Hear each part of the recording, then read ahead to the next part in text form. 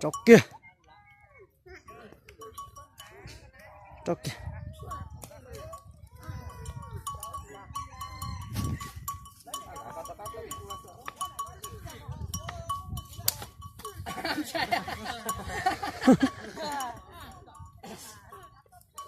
Các anh chân đó ăn tỏi chi sao thế này? Ta giờ tỏi thì ăn chân tỏi giờ thôi cái trọt rồi là ăn tỏi nó mà đi mà hỏi giờ sẽ hỏi gì ăn cho. Đó ăn tỏi chín chả thế này.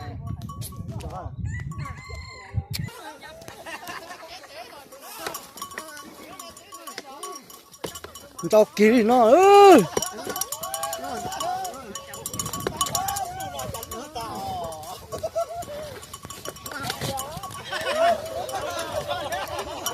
Chó kia thì nó ơi.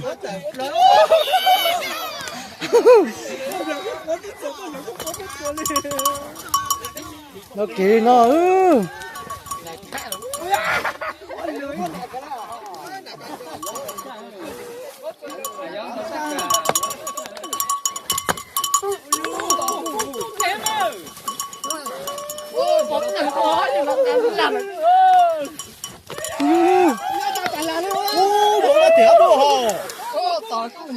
Đọc kịch thì vơ. Ô tụi lên. Nó mà cú nó mà.